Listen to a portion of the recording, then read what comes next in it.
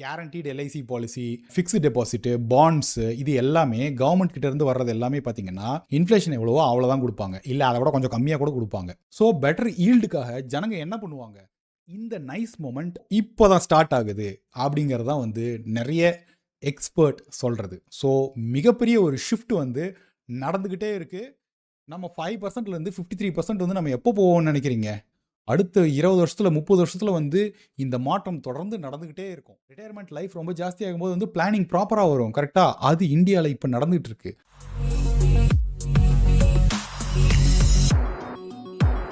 Hello மக்களே, வணக்கம். இந்த வீடியோவை ஸ்கிப் பண்ணுறீங்க அப்படின்னு சொன்னால் அடுத்து 15 வருஷத்தில் வரப்போகிற மிகப்பெரிய வாய்ப்பை நீங்கள் இப்போவே இழக்கிறீங்கன்னு அர்த்தம். என்னடா பயமுறுத்துறானேன்னு பார்க்குறீங்களா? கம்ப்ளீட்டாக பாருங்க. ஏன் ரீட்டைல் இன்வெஸ்டர்ஸ் பெருசாக பணம் பார்க்கறதில்ல அப்படிங்கிறதையும் கம்ப்ளீட்டாக பார்ப்போம். ஆஸ் யூஷுவல் நிறைய தரவுகளோட, ஆனால் உங்களுக்கு ரொம்ப எளிமையாக புரிகிற மாதிரி சொல்கிறேன். முழுக்க பாருங்கள், வாய்ப்பை மிஸ் பண்ணாதீங்க. பார்ப்போமா? சரிங்க, இதில் மொத்தம் 4 விஷயம் பார்க்க போகிறோம். இப்போது இந்தியாவுடைய நைஸ் மொமெண்ட், அது என்ன நைஸ் பார்ப்போம். 2வது இன்ஃப்ளேஷன் டார்கெட்டிங் அப்படின்னா என்ன. 3வது நார்மல் இன்வெஸ்டர்ஸ் ஏன் ரிட்டர்ன்ஸ் வந்து பார்க்கறதில்ல. 4வது அட்வைசர்ஸ் ஆல்ஃபா அப்படின்னு சொல்லிட்டு ஒரு சீக்ரெட் ஒன்று இருக்குது.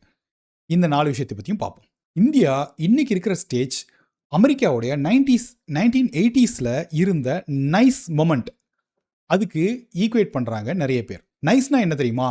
No inflation, continuous expansion. அப்படின்னா என்ன? 1980s அமெரிக்காவில் கிட்டத்தட்ட 13லேருந்து 14% இன்ஃப்ளேஷன் இருந்தது. இன்ஃப்ளேஷன்னா என்னங்க? வருஷம் வருஷம் நம்முடைய பணவீக்கம். 20 வருஷத்துக்கு முன்னாடி ஒரு ஹேர் கட் பண்ண போகிறோம் அப்படின்னா கூட நான் வந்து செலவு பண்ணது கிட்டத்தட்ட 5 ரூபா. ஒரு 30 வருஷத்துக்கு முன்னாடிங்க 5 ரூபா செலவு பண்ணியிருப்பேன். இப்போ கிட்டத்தட்ட 180லேருந்து 200 ரூபா ஆகுது. இது கேகரில் பார்த்தீங்கன்னா ஆல்மோஸ்ட் வந்து 10 to 11%. இதுதான் இன்ஃப்ளேஷன் அப்படிங்கிறது. 1980s யூஎஸ் உடைய பிரசிடென்ட் ரொனால்ட் ரீகன் தேர்தல் வாக்குறுதியில் இதை தான் சொன்னார். 13-14% இன்ஃப்ளேஷன் இருக்குது, அதை நான் குறைக்கிறேன் அப்படின்னாரு. 3 வருஷத்தில் 5%க்கும் கீழே கொண்டு வந்தாங்க. மத்திய வங்கி, அதாவது நம்மளோட ஆர்பிஐ மாதிரி அவங்களோட ஃபெட் இருக்குது பார்த்தீங்களா, அவங்களோட முதல் வேலை பணவீக்கத்தை கட்டுப்படுத்துவது மட்டும்தான். அப்படிங்கிறது தான் எக்கனாமிக்ஸில் இன்ஃப்ளேஷன் டார்கெட்டிங் அப்படின்னு சொல்கிறோம்.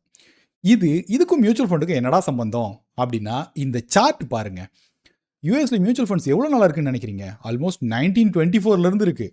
1924 1984 வரைக்கும் கிட்டத்தட்ட 60 வருஷத்தில் அவங்களோட மியூச்சுவல் ஃபண்டோட ஏவிஎம் எவ்வளோங்கிறீங்க?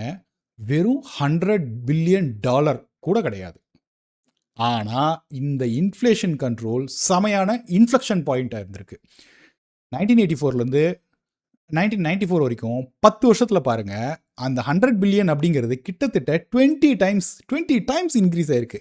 10 வருஷத்தில் 20 மடங்கு இன்க்ரீஸ் ஆயிருக்கு. இந்தியா இதே மாதிரி இன்ஃப்ளேஷன் டார்கெட்டிங் எப்போ கொண்டு வந்ததுன்னு நினைக்கிறீங்க? 2015, கரெக்டாக 10 வருஷத்துக்கு முன்னாடி தான்.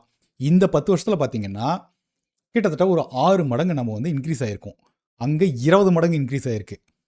ஸோ இன்ஃப்ளேஷன் 2015க்கு முன்னாடிலாம் எப்படி இருந்தது அப்படின்னு பாருங்கள். கிட்டத்தட்ட 9% அரௌண்ட் இருந்ததுங்க. இப்போ நம்மளோட இன்ஃப்ளேஷன் எவ்வளோன்னு சொல்கிறாங்க தெரியுமா? கிட்டத்தட்ட 4%, 3.8% தான் இப்போ இருக்குது. இது ஏன் இன்ஃப்ளெக்ஷன் பாயிண்ட் அப்படின்னு சொன்னால், ஜனங்க இந்த இன்ஃப்ளேஷன் அப்படிங்கும் போதே ரொம்ப கம்மியாகுது பார்த்தீங்களா? இந்த இன்ஃப்ளேஷன் 4%, 5% சொன்னால் வந்து போஸ்ட் ஆஃபீஸ்லேயும் வந்து அவ்வளோதான் கொடுப்பாங்க. ஸோ உங்களுடைய guaranteed LIC policy, fixed deposit, bonds, இது எல்லாமே கவர்மெண்ட் கிட்ட இருந்து வர்றது எல்லாமே பார்த்தீங்கன்னா இன்ஃப்ளேஷன் எவ்வளவோ அவ்வளோதான் கொடுப்பாங்க, இல்லை அதை விட கொஞ்சம் கம்மியாக கூட கொடுப்பாங்க. அதுலேயும் டேக்ஸை வேறு போடுவாங்க. ஸோ பெட்டர் ஈல்டுக்காக ஜனங்க என்ன பண்ணுவாங்க? ரிஸ்கியர் அசட்டுக்கு மூவ் ஆவாங்க. இதுதான் யூஎஸ்லேயும் நடந்தது 1984. 1984 அடுத்த 20 வருஷத்தோட ரிட்டர்ன்ஸ் வந்து அவங்க ஊரில் எப்படி இருக்குன்னு பாருங்கள். இந்தியா பொறுத்த வரைக்கும் பார்த்தீங்கன்னா இந்த நைஸ் மொமெண்ட் இப்போ தான் ஸ்டார்ட் ஆகுது அப்படிங்கிறது தான் வந்து நிறைய எக்ஸ்பர்ட் சொல்கிறது. ஸோ மிகப்பெரிய ஒரு ஷிஃப்ட் வந்து நடந்துக்கிட்டே இருக்குது. இதுக்கு உள்ளார நம்ம இப்போ இருக்கோம். யாராவது வந்து பூச்சாண்டி காட்டிக்கிட்டே இருந்தாங்க அப்படின்னு சொன்னால் வந்து பயப்படாதீங்க. Stay invested. Indian equity is going to be a very very very huge thing. Traditional டெபாசிட்ஸ்லேருந்து ஈக்விட்டி அண்ட் மியூச்சுவல் ஃபண்ட்ஸ்க்கு மக்கள் நகர்ந்துக்கிட்டே இருக்காங்க. இது வந்து ஒரு ஸ்ட்ரக்சரல் மூவ்மெண்ட். இது வந்து ஒரு லாங் டேர்ம் ஆப்பர்ச்சுனிட்டி. இதுக்கு உள்ளார இல்லாமல் நீங்கள் வெளியில் போய் நின்றுட்டு இருக்காதீங்க, டைமிங் பண்ணணும்னு நினைக்காதீங்க. இங்கே பாருங்க, யூஎஸ்ல 1980லேருந்து 2024 வரைக்குமான சார்ட். 1980ல வெறுமனே 5% ஆஃப் ஹவுஸ் ஹோல்ட்ஸ் மட்டும்தான் mutual funds or equity investing பண்ணிட்டு இருந்தாங்க. நம்ம இப்போ அதே இடத்துல தான் இருக்கோம். 5% மட்டும்தான் வந்து ஸ்டாக் மார்க்கெட்டுக்கு வருது அல்லது மியூச்சுவல் ஃபண்ட்ஸ்க்கு வருது. இது 10 வருஷத்தில் எவ்வளோ தூரம் முன்னேறிருக்கு அப்படின்னு பாருங்க. 1980 to 1990 பாருங்க, 5லிருந்து 25% ஆயிருக்கு. 1980லேருந்து இப்போ 2024 வரைக்கும் பார்த்தீங்கன்னா கிட்டத்தட்ட 53%. நம்ம 5%லேருந்து 53% வந்து நம்ம எப்போ போவோம்னு நினைக்கிறீங்க? அடுத்த 20 வருஷத்துல 30 வருஷத்துல வந்து இந்த மாற்றம் தொடர்ந்து நடந்துகிட்டே இருக்கும். ஸோ இந்தியா வந்து எந்த இடத்துல இருக்கு அப்படின்னு சொல்லிட்டு பாருங்க. வெறுமனே கடைசி 6 வருஷங்க, 2019லேருந்து 2025 வரைக்கும் இண்டஸ்ட்ரி, அதாவது மியூச்சுவல் ஃபண்ட் இண்டஸ்ட்ரி உள்ளார வர்ற ஏவிஎம் எவ்வளவு பைசா உள்ளார வருதுன்னு பாருங்க. 25 lakh crore 2019ல, இப்போ கிட்டத்தட்ட 75 lakh crore. 6 வருஷத்துல இது பாருங்க கிட்டத்தட்ட 3 மடங்கு ஆயிருக்கு. 3 மடங்கு பெருசு அப்படின்னு நாம நினைக்கிறோம்.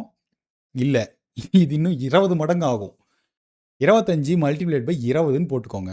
அந்த அளவுக்கு இன்க்ரீஸ் ஆகிட்டே போகும். ஸோ ஸ்ட்ரக்சரல் ஃபண்டமெண்டல் ஷிஃப்ட் வந்து நடந்துக்கிட்டே இருக்குது. ஸோ இதில் வந்து நீங்கள் தனியாக நிற்காதீங்க. இந்த 1984 to 1994 கிட்டத்தட்ட அந்த 10 வருஷத்தில் பார்த்தீங்கன்னா ஃபேமஸான மெகலன் ஃபண்ட் இன்வெஸ்டர்ஸ் யாருமே வந்து த்ரூ அவுட் வந்து உள்ளார வந்து இல்லை அப்படின்னு சொல்லிட்டு அவரே சொன்னார். இப்படி போச்சுன்னா இப்படியே போகாதுங்க. ஒரு சின்னதான சரிவு இருக்கும், ஒரு 5% 10% கீழே வரும். ஸோ ஜனங்க என்ன பண்ணுவாங்கன்னா டைமிங் பண்ண ட்ரை பண்ணுவாங்க, வெளில போயிடுவாங்க, திரும்ப உள்ளார வர மாட்டாங்க. இன்னொரு புது செட் ஆஃப் இன்வெஸ்டர் வருவான். அவன் ஒரு 28% பார்ப்பான், இல்லை 50% பார்ப்பான். அவனும் வந்து ஒரு சின்னதாக வந்து ஒரு ஃபால் இருக்கும்போது வந்து வெளில போயிடுவான். இந்த ஃபுல்லாக அந்த 28% வந்து கேப்சர் பண்ண அந்த 15 வருஷத்துக்கு வந்து நிறைய பேர் கேப்சர் பண்ணலை. இந்த இடத்துல தான் அட்வைசர் அப்படின்னு சொல்லிட்டு ஒருத்தர் தேவைப்படுறார். இந்த advisor can be anyone. It can be your friend, your colleague or a proper financial advisor. என்ன மும்பைக்காரன் குஜராத்காரன் தான் இன்வெஸ்ட் பண்ணுவான் அப்படின்னு நம்ம நினைக்கிறோம், சரியா? 2018ல பாருங்க, மும்பை டெல்லியோட பர்சன்ட் பாருங்க கிட்டத்தட்ட 48%. இப்போ 2023 கிட்டத்தட்ட வந்து ஒரு 5 வருஷம் கழிச்சு 48லேருந்து 40 ஆயிருக்கு. சின்ன சிட்டிஸ் பாருங்க, அதர் சிட்டிஸ் கிட்டத்தட்ட 26%லேருந்து இப்போ 35%. ஸோ சின்ன டவுன்ஸ்ல இருந்து வந்து ஜனங்க வந்து உள்ளார வர்றாங்க. இது எதை காட்டுது அப்படின்னு சொன்னால், அவங்களுக்கும் வந்து they are getting knowledge and they are ready to invest money into stock market and equities. So structural ஷிஃப்ட்டுங்க இது எல்லாமே. இந்தியா அது வந்து 10 வருஷத்து டேட்டா எடுங்க, 15 வருஷத்து டேட்டா எடுங்க, 20 வருஷத்து டேட்டா எடுங்க, 25 30 40 45 வருஷம் டேட்டா எப்படி வேணாலும் எடுத்துக்கோங்க. ஆனால் இந்தியாவுடைய ஸ்டாக் மார்க்கெட் பெர்ஃபார்மன்ஸும் ஜிடிபியும் தே ஆர் இன் லைனுங்க. இந்த டேட்டா ரொம்ப சுவாரஸ்யமான டேட்டா. லெஃப்ட் சைடில் இருக்கிறது ஜிடிபி 2000 to 2024 growth பாருங்கள், கிட்டத்தட்ட 9.2%. ஸ்டாக் மார்க்கெட்டோட ரிட்டர்ன்ஸ் கிட்டத்தட்ட வந்து 10%, அதாவது 2000 to 2024. சைனாவோட ஜிடிபி க்ரோத் பாருங்க கிட்டத்தட்ட 12%. ஆனால் அவங்களோட ஸ்டாக் மார்க்கெட் ரிட்டர்ன்ஸ் ஏன் வந்து 4.2? ஏன் அப்படின்னா அவங்க ப்ராப்பர் டெமோக்ரஸி கிடையாது. சடக்குன்னு ஏதாவது நினைச்சான் அப்படின்னு சொன்னால் ஸ்டாக் மார்க்கெட்டை பற்றி அவன் நினைக்க மாட்டான், ஜிடிபி பற்றி ஓரளவாக நினைப்பான். பட் ஸ்டாக் மார்க்கெட்டை பற்றி திடீர்னு கொலாப்ஸ் ஆச்சுனாலும் பரவாயில்ல அப்படின்னு சொல்லிட்டு இஷ்டத்துக்கு வந்து அவன் பண்ணுவான்.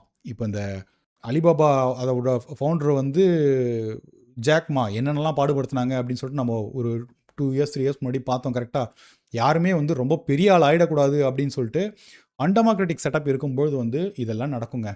So France, Germany, Italy, Japan, UK எல்லாமே பாருங்கள், ஜிடிபிக்கும் ஸ்டாக் மார்க்கெட் க்ரோத்துக்கும் வந்து சிங்க் இல்லை. நம்ம ஊரில் எப்பயுமே சிங்க் இருந்திருக்கு. ஏன் அப்படின்னு சொன்னால் நம்மளது பெரிய டெமோக்ரஸி, கன்சம்ஷன் ரொம்ப ஸ்ட்ராங் கன்சம்ஷன். யூஎஸும் இந்தியாவும் இந்த விஷயத்தில் completely out of sync with any other கண்ட்ரிங்க. பட் இது வந்து ஜஸ்ட் லைக் தட் ஒரு ரேண்டம் சாம்பிளிங் டேட்டா கிடையாது. மிச்ச கண்ட்ரி மாதிரி இல்லாமல் நம்முடைய கண்ட்ரி எப்பயுமே ப்ராப்பரான க்ரோத் பாத்தில் இருந்திருக்கு. இதுதான் வந்து இந்த டேட்டா சொல்கிறது. ஒரு 20 வருஷத்துக்கு முன்னாடி டிசிஎஸில் வந்து ஒரு சாஃப்ட்வேர் இன்ஜினியர் ஒருத்தன் போனான் அப்படின்னு சொன்னால் வந்து 3 lakh சிடிசி. இப்பயும் 3 lakh சிடிசி. ஏன் 3 lakh சிடிசி அப்படின்னு சொன்னால் நிறைய நம்பர் ஆஃப் இன்ஜினியர்ஸ் ஜாஸ்தி ஆகிறாங்க. நம்பர் ஆஃப் இன்ஜினியர்ஸ் ஜாஸ்தி ஆகும்போது உங்களுக்கு சப்ளை, ஏகப்பட்ட சப்ளை இருக்குது, ஓகேவா? ஸோ பெரிய டிமாண்டாக வந்து அவங்ககிட்ட இல்லை. ஸோ டிசிஎஸ் என்ன பண்ணுவான், 3 லட்சம் வா, அது மட்டும் தான் கொடுக்குறேன், அதுக்கு மேலே கொடுக்க முடியாது அப்படிங்கிறான். அதனால் அவனோட ஆர்ஓஇ வந்து பெட்டராகுது. யார் இதில் வந்து பெனிஃபிட் ஆகிறாங்க அப்படின்னு சொன்னால் ஒர்க் பண்ணுறவன் கிடையாது, கம்பெனி நடத்துகிறவன் தான் வந்து பெனிஃபிட் பண்ணுறான். ஸோ இவன் என்ன பண்ணணும் அப்படின்னா, தன்னுடைய சம்பளத்தை மட்டுமே நம்பி இருக்கக்கூடாது. சம்பளத்தை ஒரு நல்ல ஈக்விட்டி இன்வெஸ்டிங் வந்து அவன் பண்ணான் அப்படின்னு சொன்னால் தான் வந்து அவன் வந்து க்ரோ ஆகுவான். ஸோ இந்த ஃபார் ஷியோர் இந்த மாதிரியான மூவ்மெண்ட் எல்லா கண்ட்ரிலையும் இது நடந்திருக்குங்க. ROE வந்து கம்பெனிஸ் நல்லா கொடுக்குறாங்க அப்படின்னு சொன்னால் வந்து யூ நீட் டு இன்வெஸ்ட் தேர். இதெல்லாம் வந்து ஒரு சிங்க்லேயே போச்சு அப்படின்னு சொன்னால் வந்து உங்களுடைய கோல்ஸோ உங்களுடைய ட்ரீம்ஸோ அச்சீவ் பண்ணணும் அப்படின்னு சொன்னால் சம்பளத்தை மட்டும் நம்பி இருக்கணுமா? சம்பளம் கண்டிப்பாக வரணும். சம்பளம் இருந்ததுனா தான் நீங்கள் எவ்வளோ இன்வெஸ்ட் பண்ணுறீங்களோ அந்தளவுக்கு தான் ரிட்டர்ன்ஸ் கிடைக்கும். ஆனால் இப்போது கார்ப்பரேட் ப்ராஃபிட்ஸ் வந்து ஜாஸ்தி ஆகுது வேஜஸை விட அப்படின்னும் பொழுது it's good for stock market. People will be ready to take risk and அந்த ரிஸ்க் மணி வந்து மார்க்கெட்டுக்குள்ளார வரும். இந்த டேட்டா பாருங்கள், குளோபல் பாப்புலேஷன் ஏஜ் டிஸ்ட்ரிபியூஷன் அப்படின்னு சொல்லிட்டு. அதாவது ஹியூமன் ஹிஸ்ட்ரியிலேயே முதல் டைம் வந்து old people are set to out number young globally. இது குளோபல் ஃபெனமெனான். இது நம்ம ஊரில் மட்டும் கிடையாது. ஏன்னா இவ்வளோ நாள் வந்து யங் பாப்புலேஷன் இருக்கும், ஓல்டு பாப்புலேஷனாக வந்து 60-65 வயசில் வந்து செத்து போயிடுவாங்க. ஆனால் இப்போ பாருங்கள், இந்த சார்ட் பாருங்கள், ஆல்மோஸ்ட் 55-60 அந்த மாதிரியான ஆட்கள் வந்து ரொம்ப வந்து ஜாஸ்தியாகிறாங்க. இந்தியாவில் யங் பாப்புலேஷன் இருக்குது, பட் 30 வருஷம் கழிச்சு இந்த நிலைமை நமக்கும் வரும் அப்படிங்கிறது தான் வந்து விஷயம். ஏன் அப்படின்னா உங்களுடைய ரிட்டையர்மெண்ட் பீரியட் ரொம்ப ஜாஸ்தியாகும். உழைக்கிற பீரியடு இவ்வளோ இருக்குது அப்படின்னு சொன்னால் ரிட்டையர்மெண்ட் பீரியட் இவ்வளோன்னு இருந்தது முன்னெல்லாம், ஒரு 10 வருஷம் 15 வருஷம். இப்போ பார்த்தீங்கன்னா நம்பர் ஆஃப் பீப்புள் ஜாஸ்தியாக வந்து ஓல்டு பீப்புள் ஜாஸ்தி ஆகும்போது வந்து அந்த இடத்துல வந்து ஜாஸ்தியான ஆட்கள் இருக்கும்போது வந்து they will start to plan for the retirement life ரொம்ப ஜாஸ்தி ஆகும்போது வந்து பிளானிங் ப்ராப்பராக வரும். கரெக்டாக அது இந்தியாவில் இப்போ நடந்துகிட்டு இருக்கு. முன்னெல்லாம் வந்து 60-65 வயசு அப்படின்னாலே வந்து சன்னியாசம் வாங்கிடுவோம், அதுக்கப்புறம் வந்து நம்ம எதுவும் செலவு பண்ண மாட்டோம் அப்படின்னு சொல்லிட்டு கம்முன்னு அப்படியே இருக்கிற மாதிரியே இருந்துருவாங்க. இப்போ பாருங்கள், 45-50 வயசாச்சா ஓகே ரிட்டையர்மெண்ட் அப்படின்றாங்க. கிட்டத்தட்ட 50லேருந்து கிட்டத்தட்ட 80-85-90 வயசு கூட சிலர்லாம் வந்து தே பிளான். ஸோ பிளானிங் பண்ணோம் அப்படின்னு சொல்லும்போது வந்து when they are young they will start to take risk and அந்த பைசா ஈக்விட்டி மார்க்கெட்டில் வரும். மகாபாரதத்தில் வந்து ரொம்ப ரொம்ப வந்து தீரன் சூரன் அப்படின்னு சொன்னால் வந்து எல்லாத்துலேயும் ரொம்ப ஸ்கில்டு பர்சன் அப்படின்னு சொன்னால் வந்து அது அர்ஜுனன் தான். நம்ம எல்லாருக்குமே தெரியும். ஆனால் அர்ஜுனன் கிரேட்டஸ்ட் வாரியர் அப்படின்னாலும் கூட கிட்டத்தட்ட அந்த 18 நாள் வந்து அந்த மகாபாரத போர் நடந்தது. அதில் கிட்டத்தட்ட 3 முறை அர்ஜுனன் வந்து நான் வந்து சண்டை போட மாட்டேன் அப்படின்னு சொல்லிட்டு வந்து திரும்பி வந்துட்டான். ஆனால் அது யார் வழி நடத்தினது? கிருஷ்ணரோட வேலை என்னங்க? அவர் போய் வந்து he is not going to fight for him, but you need a Krishna. So இதில் வந்து ஸ்கில்கான பிரச்சனை ஒன்றுமே கிடையாதுங்க. அர்ஜுனனுக்கு இல்லாத ஸ்கில்லா? எல்லா ஸ்கில்லுமே இருந்தது. ஆனால் ஸ்கில் இருந்தால் மட்டுமே போதுமா, ரிட்டர்ன்ஸ் வருமா அப்படின்னு சொன்னால் வந்து அதுக்கு தான் வந்து கைடன்ஸ் பண்ணுறதுக்கு ஒரு அட்வைசர் வேண்டும். இது வந்து இது எல்லாமே வந்து ஒரிஜினலாக வந்து என்னோட டேட்டாவா அப்படின்னு கேட்டிங்கன்னா என்னோட டேட்டா கிடையாது. நெட்டில் அங்கங்கே படித்தது நிறைய வந்து இந்த தரவுகளை வந்து நானும் போய் படித்து கொஞ்சம் இதை வந்து முடிஞ்ச வரைக்கும் என்னால் டைஜஸ்ட் பண்ண வரைக்கும் டைஜஸ்ட் பண்ணி, இது வந்து தமிழில் ரொம்ப கம்மிங்க இந்த மாதிரியான வீடியோஸ் எல்லாம். ஸோ இது ஓரளவுக்கு உங்களுக்கு கான்ஃபிடன்ஸ் கொடுத்துருக்கோம் அப்படின்னு நினைக்கிறேன். சப்ஸ்கிரிப்ஷன் பார்த்தீங்க அப்படின்னு பண்ணால் வந்து நம்மளோட சேனல் சப்ஸ்கிரைபர்ஸ் பேஸ் வந்து ரொம்ப ரொம்ப கம்மி. கிட்டத்தட்ட 75% of people they see but they don't subscribe. தயவுசெய்து சப்ஸ்கிரைப் பண்ணுங்கள். நிறைய சுவையான தகவல்களோடு இன்னொரு வீடியோவில் பார்ப்போம். Thank you, bye bye.